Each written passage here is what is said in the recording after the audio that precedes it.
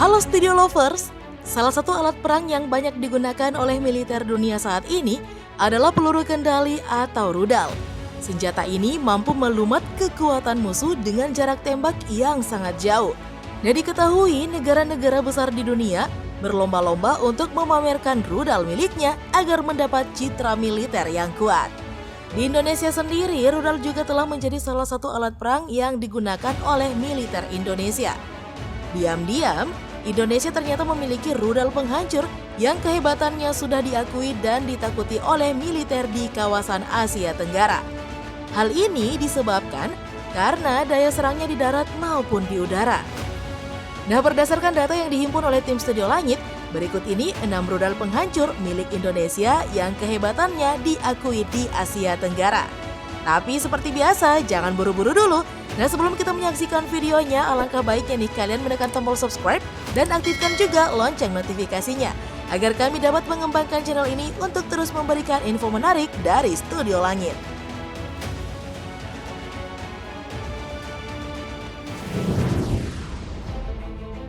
Raytheon AGM-65K2. Raytheon AGM-65K2 adalah salah satu rudal andalan Indonesia yang dipasang pada pesawat tempur F-16. Rudal ini memiliki diameter 300 mm dengan panjang 2,49 meter. Nah, jika digunakan dalam keadaan baik, rudal ini bisa menempuh jarak tembak hingga 24 km. Rudal ini sendiri memiliki kecepatan hingga 1100 km per jam. Jadi bisa dibayangkan bukan betapa cepatnya rudal ini bergerak sebelum akhirnya mengenai sasaran. Raytheon AGM-65K2 diproduksi oleh Amerika dan telah digunakan oleh 30 negara di dunia. Nah, hingga sekarang produksi rudal ini mencapai 70.000 unit sejak pertama kali dibuat di tahun 1972. Rudal ini menjadi senjata andalan Indonesia yang dioperasikan oleh Skuadron Udara bersama 10 unit F-16 serta 24 F-16 CD.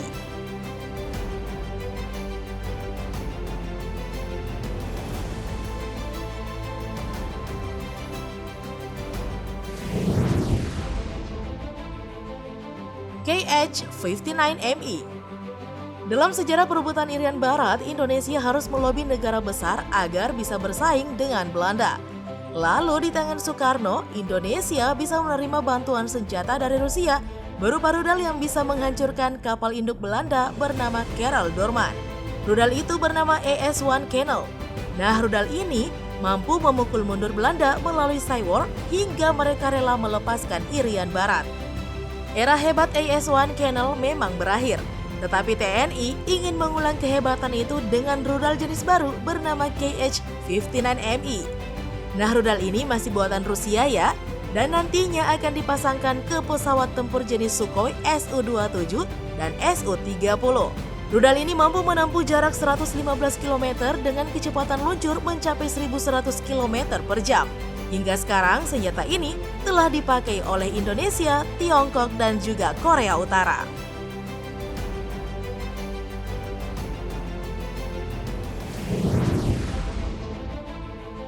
Exocet MM40 Block 3. Exocet adalah nama yang tidak asing lagi di kalangan TNI Angkatan Laut di Indonesia.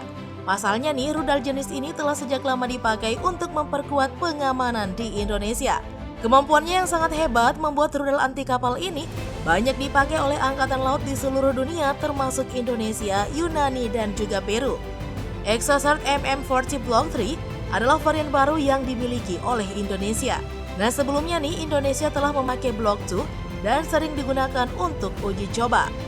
Rudal ini memiliki panjang 5,8 meter dan bobot 870 kg. Untuk masalah jangkauan, rudal ini mampu menempuh jarak hingga 200 km. Sebuah jarak yang signifikan terutama jika digunakan saat perang.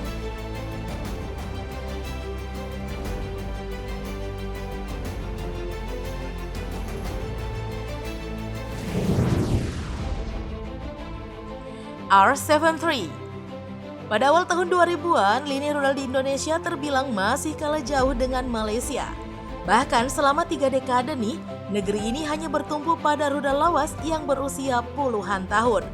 Untuk lepas dari kekunoan ini, TNI Angkatan Udara akhirnya memesan Sukhoi Su-27 dan Su-30 yang diharapkan akan memberikan tempat sebesar-besarnya untuk rudal. Sayangnya nih, rudal ini baru terbeli 10 tahun pasca Sukhoi masuk ke Indonesia. Rudal R-73 dibuat oleh Rusia sebagai pelengkap beberapa pesawat tempur seperti Sukhoi. Rudal ini memiliki berat hingga 105 kg dan panjang mencapai 2,93 meter.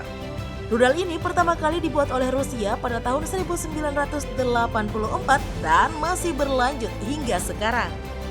Nah, rudal ini dipakai oleh banyak negara di dunia karena kehebatannya dalam bertempur. Tidak pelak, Indonesia, Suriah, hingga Korea Utara pun rela untuk membelinya.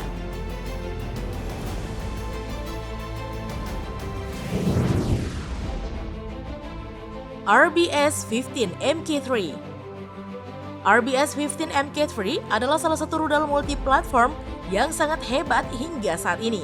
Rudal ini bisa dipasang di truk, pesawat tempur, hingga kapal perang. Nah, untuk rudal ini, Indonesia memasangnya pada kapal cepat rudal atau KCR dengan nama Klewang. Nah, hingga saat ini, Indonesia telah memiliki 4 unit peluncur rudal ini yang bisa membuat negara tetangga menjadi ketar-ketir. Rudal ini memiliki panjang hingga 4,35 meter dengan wingspan 1,4 meter. Berat satu rudal bisa mencapai 800 kg dan jarak tempuhnya 200 km. Kecepatan rudal ini lumayan tinggi hingga akan mengenai sasaran dalam jangka waktu yang sangat singkat.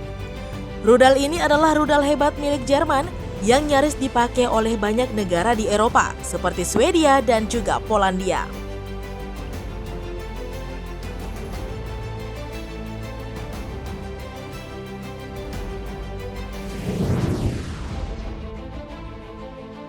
Yacon P-800. Yacon P-800 merupakan rudal andalan TNI Angkatan Laut.